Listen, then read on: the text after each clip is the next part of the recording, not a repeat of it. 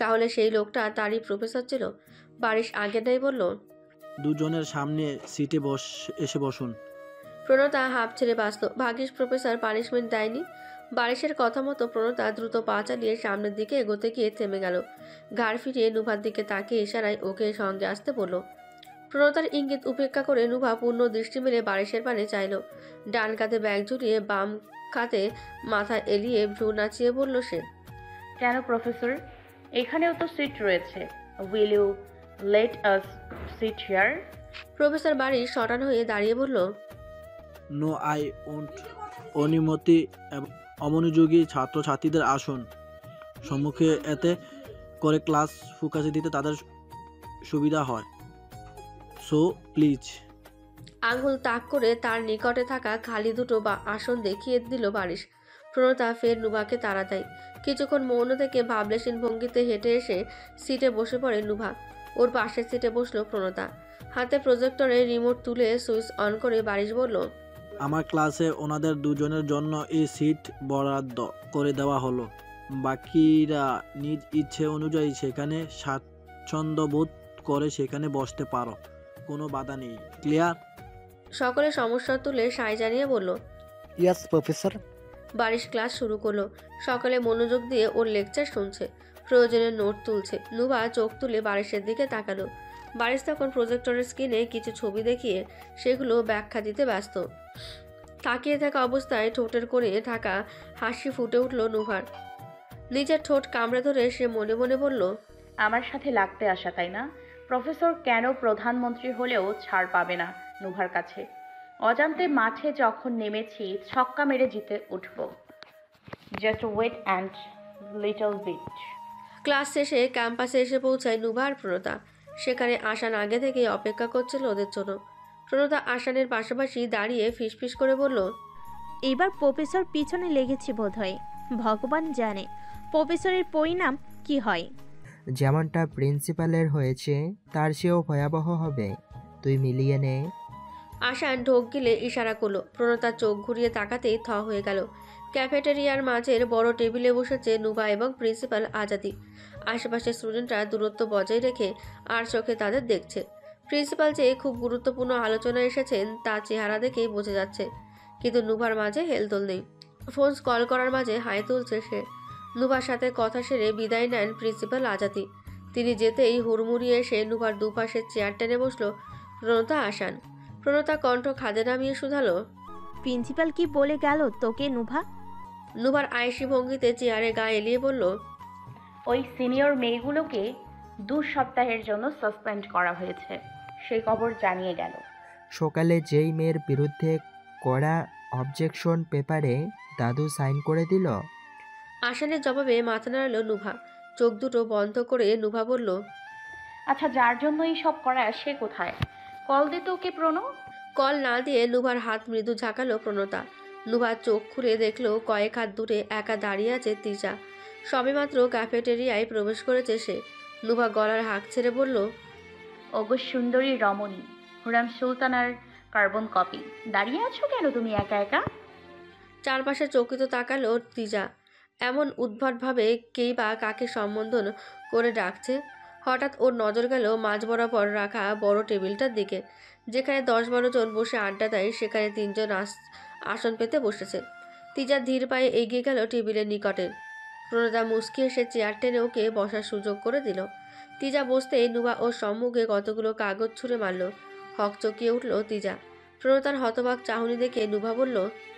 Next time কেউ disturb করলে এই পেপারে সেই বান্দার পরিচয় লিখে প্রিন্সিপাল অফিসে পাঠিয়ে দিবি। তিজা কাঁপা কাঁপা হাতে পেপারসগুলো ঠিক করে দিল। আশান ব্যাগ কাঁধে নিয়ে বলল। আর তো কোচিংয়ে যাবে, আমার এখন ক্লাস আছে, তাই তুই পূরণের সাথে বাসায় চলে যাস। গেলাম। আশান উঠে চলে গেল। তিজা আকুলতা ভরা নয়নে ওর যাওয়ার পানে চেয়ে রইল। সেদিনের জন্য ধন্যবাদ বলা হলো না। এতক্ষণ দমিয়ে রাখা রাগ খানিকটা প্রকাশ করে প্রণতা বলল। তুই কাগজগুলো এভাবে দিলি কেন? যদি ওর গায়ে লাগতো এটা ভালো দেখাই। সরি বল। তিজা ভয় পেয়ে গেল। প্রণতার কথায় যদি নুভা রেগে যায় তাহলে সারে সর্বনাশ। তিজা ঢোক গিলে আমতা আমতা করে বলল, সরি কেন? উনি তো দূরে বসে আছেন। হাতে দেওয়া সম্ভব না হয় এভাবে দিয়েছি। আমি একদম মাইন্ড করিনি, সত্যি বলছি। নুবা পূর্ণ দৃষ্টি মেলে তিজার দিকে তাকিয়ে বলল, এত আপনি আপনি করা লাগবে না, আমরা সেম এজের। ওকে প্রণু আর আমাকে নোভা বলে ডাকবি। আমি বয়সে 2-3 বছর বড়দের বড়দেরও তুমি বা আপনি করে বলি না। সোজা তুই করে ডাকবো। তোর এতে সমস্যা হলেও আমার কিছু করার নেই। 3 দিন সময় দিলাম, নিজেকে প্রিপেয়ার কর। এরপর তুইও আমাদের সাথে তুই তুকারি করবি, বুঝেছিস? তিজা দ্রুত ভঙ্গিতে মাথা ঝাঁকালো। নুবা পাশের চেয়ারে দুপা তুলে আয়েসি ভঙ্গিতে বসে বলল, গিয়ে কিছু অর্ডার দিয়ে আয়, ক্ষুধা লেগেছে। নুবার বলতে দেরি, তিজা দৌড়ে চলে গেল খাবার আনতে। প্রণতা দাঁতে দাঁত চেপে নুবার পানে চেয়ে আছে। ফর্সা নাকের ডগা রাগে লাল হয়ে গেছে, ঠোঁট দুটো মৃদু কেঁপে উঠছে। নুভা এক মনে ফোন ঘাঁটতে ব্যস্ত। প্রণতা টেবিলে 2 হাত রেখে বলল, তোর উপর সত্যিই রেগে আছি। নুভা ভাবলেশীন ভঙ্গিতে বলল, কিন্তু বেশিক্ষণ থাকতে পারবি না, আমি অনেক কিউট যে। নিজের প্রশংসা করতে তোর ক্লান্তি লাগে না? তো এখানে ভুলটা কি? আমি সত্যি অনেক কিউট। প্রণতার রাগ তত্তর করে বাড়ছে। ওর রাগ উঠলে নুভা সেখানে পেট্রোল ঢালতে এক মুহূর্ত দেরি করে না। কোনো উপায় খুঁজে না পেলেই ফ্ল্যাট করা শুরু করে। হঠাৎ নুভার সম্মুখে টেবিলে উঠে পা ঝুলিয়ে বসলো আর্দ্র। নুভা টের পেল ঠিকই, কিন্তু সেদিকে তাকালো না। দেখে বুঝে যাচ্ছে তার মাঝে বিশেষ কোনো ভাবান্তর ঘটেনি। রাগের বশে প্রণতা আর্দ্রের কাছে নালিশ করে বসে, দেখো দাদা, নোভা আবার ফ্ল্যাট করা শুরু করেছে। সত্যি? কার সাথে করলো? আমার সাথে। সে নাকি এত কিউট, কেউ তার উপর রেগে থাকতেই পারবে না। নুভা ভ্রুচকল কুচকে তাকায়। কথাটা 2 লাইন বাড়িয়ে বলেছে প্রণতা, যাতে করে আর্দ্র নুভাকে হালকার উপর ঝটকা দিয়ে দেয়। সেই উদ্দেশ্য বুঝতে পেরেছে নুভা, কিন্তু প্রণতার আশায় 1 গামলা পানি ঢেলে দিয়ে আর্দ্র বলল, এই তুই জানিস না আমার চেয়ে বেশি কিউট হওয়া অবৈধ? এমন পাপ করলি কেন উড়নচণ্ডী? প্রণতা হা হয়ে গেল। নুভা মনে মনে হাসলো, তবে সেটা প্রকাশ করলো না। আর্দ্রের মুখের দিকে তাকিয়ে ভাবুক হয়ে বলল, তাহলে তো আমি জেলে যাব। এই বয়সে আমায় জেলে যেতে হবে। কিন্তু কিউট তো আমি স্বেচ্ছা হইনি। আলহামদুলিল্লাহ, এই কিউট হওয়ার ওসিলাই যেন আজকে তুই গণধোলাই খাস। আমিন। আর্দ্র 2 হাত জড়ো করে সারা মুখে বুলিয়ে আঙুলের ডগায় চুমু খেলো। নুভা ভাবলেশীন ভঙ্গিতে শূন্যে তাকিয়ে আছে। প্রণতার ডান কাতে মাথা এলিয়ে বলল, গণধোলায়ও খাবে না ঠিকই, কিন্তু পুলিশকে বাংলা ওয়াশে ধুয়ে মুছে দেবে নিশ্চয়ই। এই কন্যা, তুই কার পক্ষে বলতো?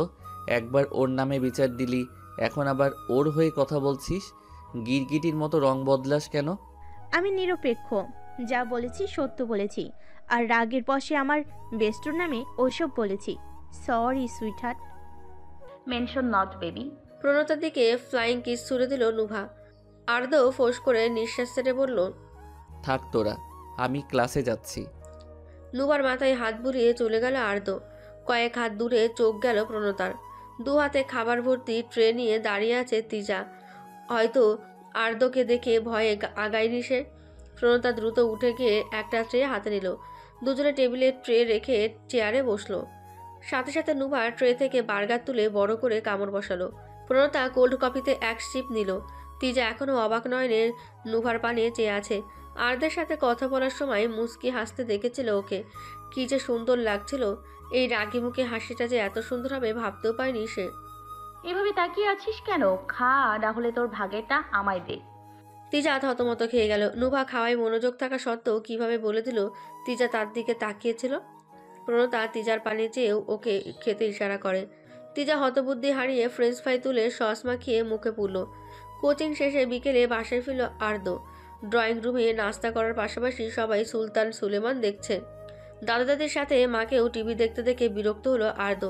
দেখা জিনিস কয়বার দেখা যায়? সর্বোচ্চ 2 হতে 3 বার। কিন্তু এরা বোধহয় এই সিরিজের উপর পিএইচডি করার শপথ নিয়েছে।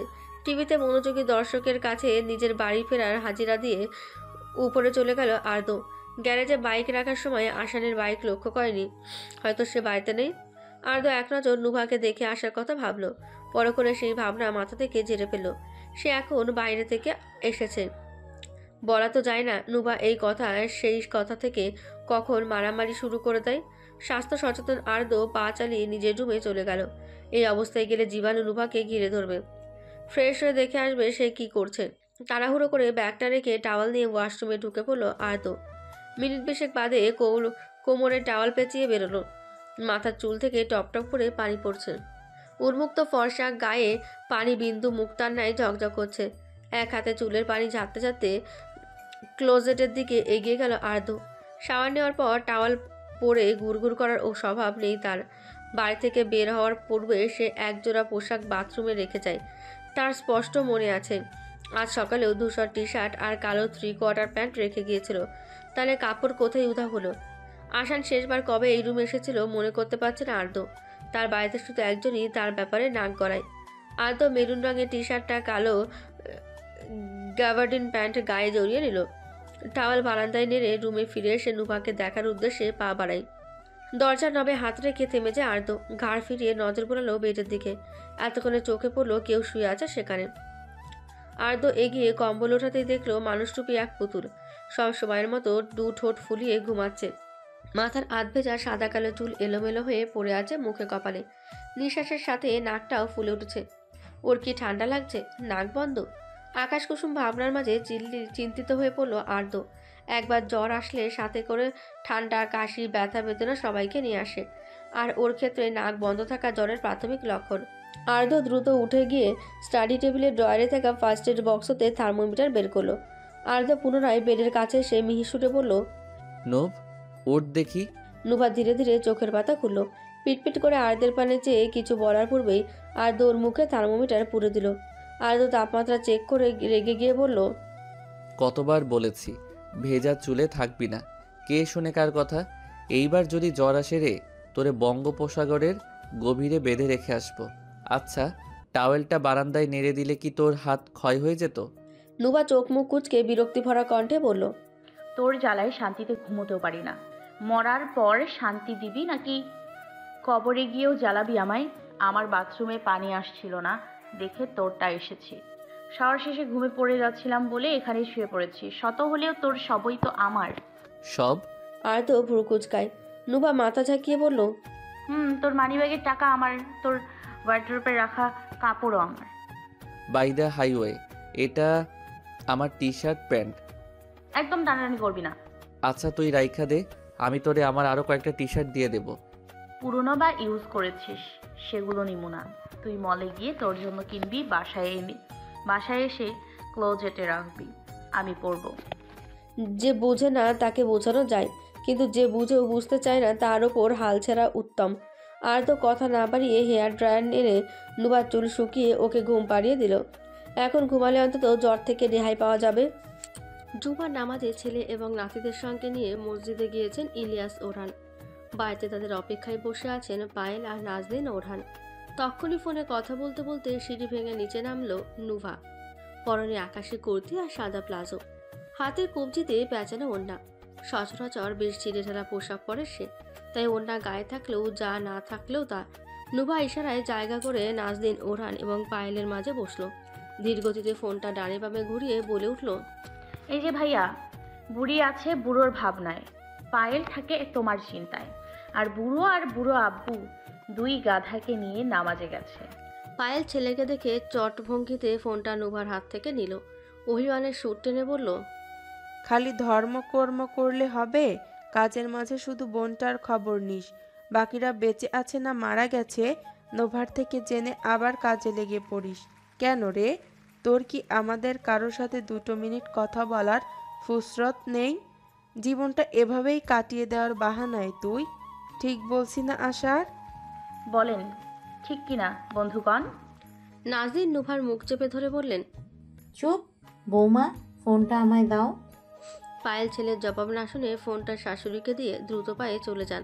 নাজনীন তার যাওয়ার পথে চেয়ে ফোনে ধমকে ওঠেন বড় নাতিকে, এই কসম কেটেছিস নাকি যে ফোন দিলেই তোর মাকে কাঁদিয়ে ছাড়বি?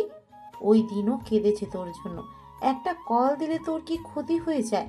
আমি 1000 বার বলেছিলাম ওই পাথর দিলের কাছে তোকে না যেতে, তুই শুনলি না, লাফিয়ে চলে গেলি ছোট আব্বুর কাছে।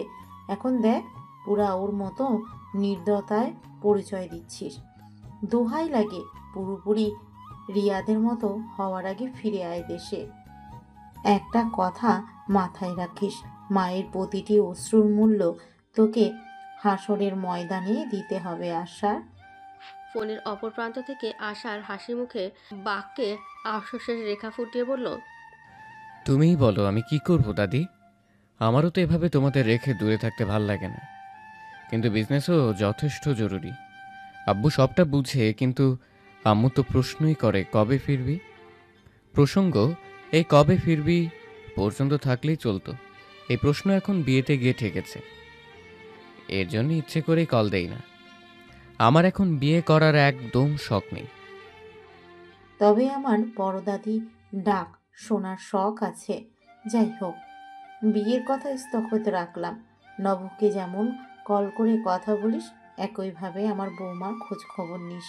আর যত তাড়াতাড়ি সম্ভব ওই পাষাণ ছেলের কাছ থেকে ফিরে আয়।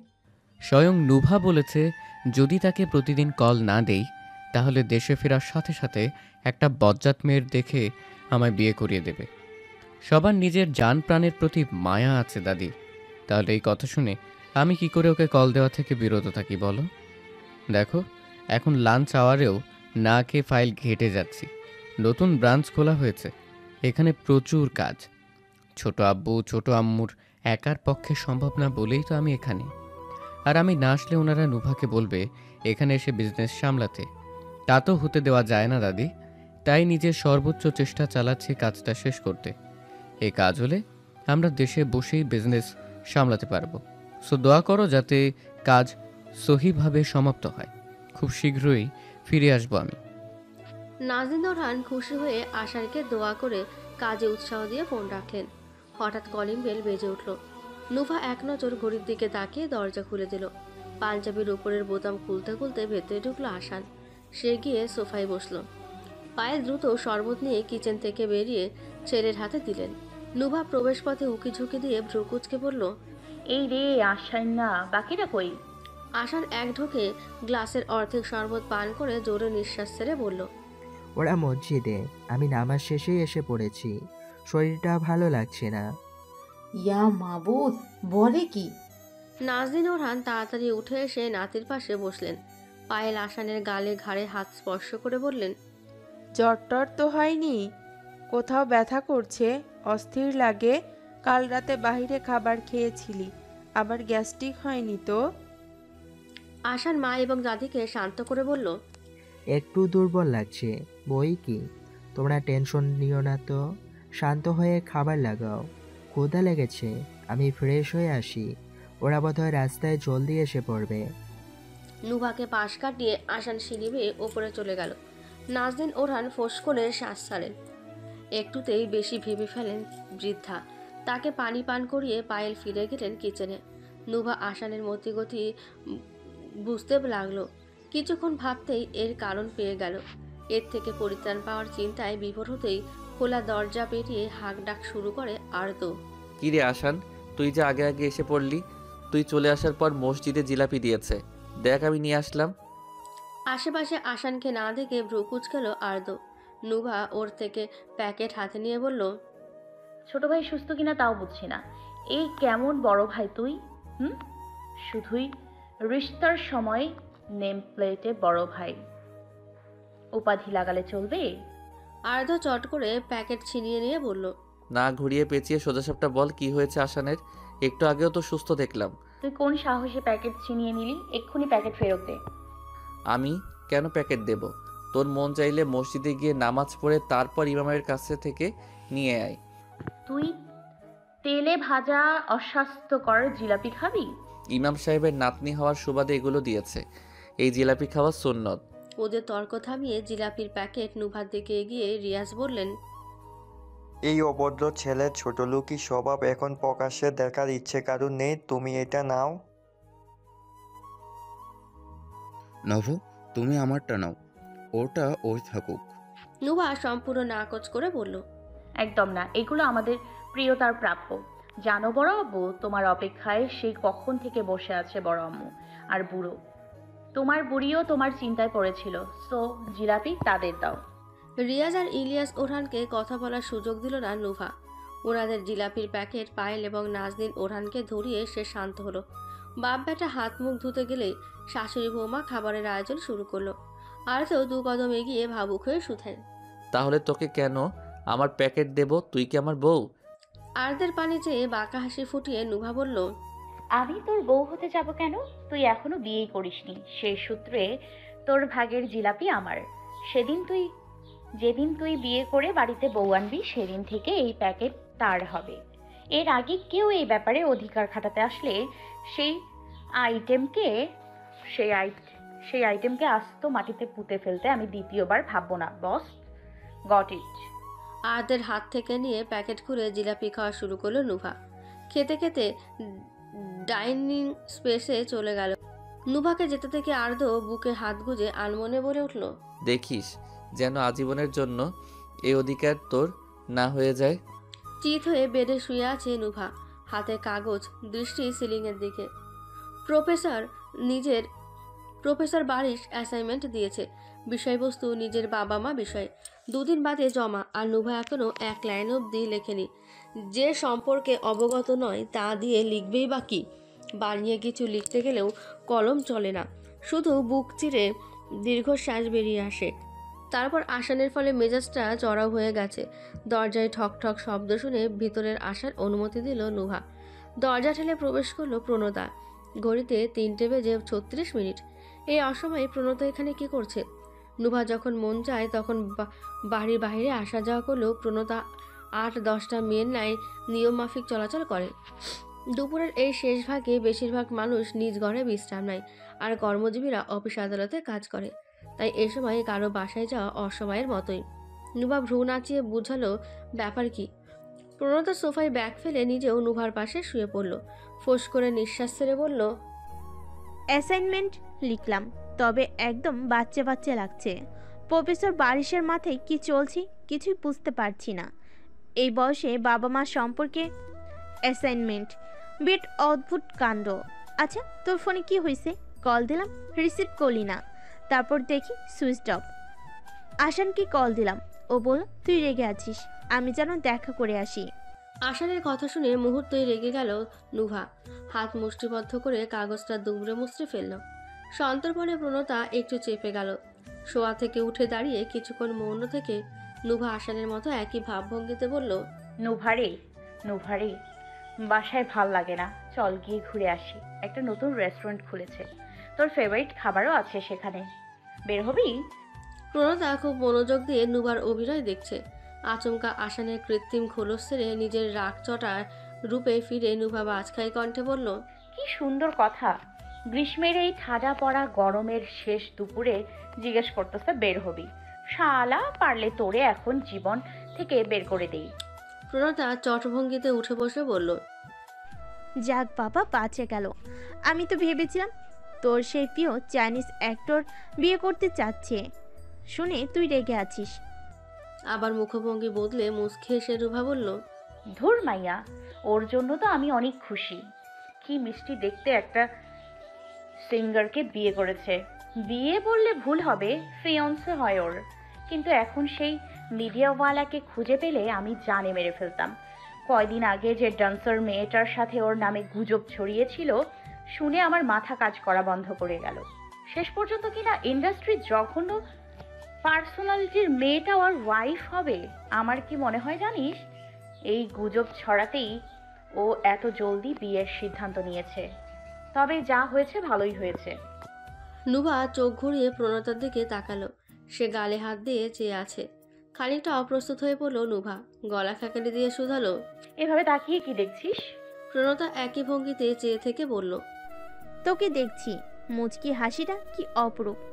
আমি মেয়ে হয়ে তো ক্রাশ খেতে পারলে ছেলেরা তো নির্ঘাত প্রেমে পড়বে। কোন ছেলেদের কথা বলছিস তুই? ডান কাতে মাথা এলিয়ে জিজ্ঞেস করলো নুভা। প্রণতা ভ্রুযুগাল কুচকে বলল, কেন? ভার্সিটির অধিকাংশ ছেলেই তোর উপর পরশুর ঝোঁক তুলে বসেছে। এক প্রকার ফ্যান ফলোয়ার বলা যায় তাদেরকে, কিন্তু পারে না তোর সাথে কথা বলতে। আর তা কেন পারে না শুনি? নুভা শীতল দৃষ্টিতে তাকিয়ে প্রণতা চরম অবাক হয়ে মুখে এক হাত চেপে বলল, ওমা, তুই জানিস না ভার্সিটির সবাই ভাবে আর্দ্রতা তোর বফ হয়। ওষ্ঠ বাঁকিয়ে নুভা শ্লেষের সুরে বলল, আদ্র বয়ফ্রেন্ড? মূর্খ? বফ? মূর্খ নাকি? তা কেন ভাবতে যাবে? প্রণতা মৃদু মাথা নাড়িয়ে বলল, কারণ দাঁতকে রয়্যাল ট্রিটমেন্ট দেয়। তাই যেমন ধর, প্রথম দিনের কথা যদি বলি, আর্দ্রতা তার রুমাল দিয়ে তোর হাত মুছে দিল। এটা আমাদের কাছে স্বাভাবিক হলো, বাকিদের কাছে মিরাক্কেল। আর্দ্রতা ভার্সিটির কার সাথে কথা বলে না। যে ব্যক্তি গুরু গম্ভীর হয়ে থাকে সে হুট করেই কোনো মেয়েকে কোনোভাবে ট্রিট করবে। বাহিরের লোকেরা তো আর ভাববে না তোরা ভাই বোন। তাদের মাথায় শুরুতেই নেগেটিভ ভাইব আসবে। তোরা ওয়াফ কফ, এখানে কিচ্ছু করার নেই। সমাজটাই এখন এমন হয়ে গেছে। হাতে গুনে কয়েকজন বাদে বাকি সবারই চিন্তাধারায় পজিটিভনেস নেই বললেই চলে। প্রণতা হাই তুলে বালিশ টেনে পুনরায় শুয়ে পড়ল। নুভা স্থির দৃষ্টি নিক্ষেপ করলো শূন্যে। সত্যিই কি আদৌ আর তাকে দেখলে মানুষ এইসব ভাবে? কিন্তু সে তো আসানের সাথেও একই সাথে চলাফেরা করে। তাহলে আসানের ব্যাপারে এসব ভাবে না কেন? তাদের দেখলে বোঝা যায় ভাই বোন। আদৌ আর তাকে দেখলে মনে হয় না? হে কি, কবে থেকে সে মানুষের ফালতু কথা ভাবা শুরু করলো? যার যা ইচ্ছে ভাবুক, তাতে তার কি, কিচ্ছু যায় আসে না। নুভা চোখ বন্ধ করে বলল, যে যাই ভাবুক, ডাজন্ট ম্যাটার অ্যাট অল। কিন্তু আমি এটা ভেবে অবাক হচ্ছি, আমি আসান ভাই বোন হলে আদ্রকে কেন ভাই বলা যায় না? তাহলে কি আর্দেশের সাথে আসানের মিল নেই? আচ্ছা, আমিই বা ওই তলে তলে টেম্পো চালানো আসানের কথা ভাবছি কেন? প্রণতা হো হো করে হেসে উঠল। ঘাড় ফিরিয়ে অগ্নিদৃষ্টিতে তাকিয়ে নুবা ঝাঁঝালো কণ্ঠে বলল, এমন পাগলের মতো হাসতোস কেন? হাঁস খাইয়া আইসোস? হ্যাঁ, মুখের রস বাইর হয়ে গেছে গা? নুবাকে রেগে যেতে দেখে প্রণতা বহু কষ্টে হাসি থামিয়ে ক্ষীণ গলায় বলল, তোর রাগের কারণ প্রফেসর বারিশ। ব্যাটার অ্যাসাইনমেন্ট দেখে তোর রাগ চড়েছে, আর সেই রাগ ঘুরে ফিরে তুই আসানের উপর ঝাড়ছিস। হুট করে দেওয়ালে পরপর 4টে ঘুষি দিয়ে নুভা শটান ভঙ্গিতে দাঁড়ালো। ধর ফরিয়ে উঠে বসলো প্রণতা। ল্যাভেন্ডার কালার দেওয়ালে ঘুষি মারা স্থান খানিকটা লাল হয়ে আছে। সেই সাথে নুভার দুধে আলতা ফর্সা হাতের উপরিভাগ লাল বর্ণ ধারণ করেছে। তাহলে ছিলে গেছে। প্রণতা গিয়ে ফার্স্ট এড বক্স নিয়ে এলো। সেই অবস্থাতে নুভার হাতে ব্যান্ডেজ করতে লাগলো সে। নুভা খোলা বারান্দা হতে সুদূরে তাকিয়ে বলল, সব ইচ্ছে করে করেছে। এই প্রফেসর বারিশের জীবনেও আমি বারিশ নামিয়ে দিব। সেটা হবে ভরপুর জ্বালা যন্ত্রণার বর্ষণ। তাকে এতটাই অতিষ্ঠ করে দিব সে বাধ্য হবে বিলেতে ফিরে যেতে। নোভার সাথে গেম খেলতে আসা ভারী নয়, পড়বে, বড্ড ভারী পড়বে তোর উপর। মিলিয়ে নিস। সময় সকাল 11টা নাগাদ পেরিয়েছে। ওরহান ভিলায় শান্তিপূর্ণ পরিবেশ।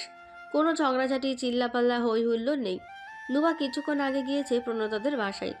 যেহেতু সে বাড়িতে নেই, আর দু বেচারাও নিশ্চুপ।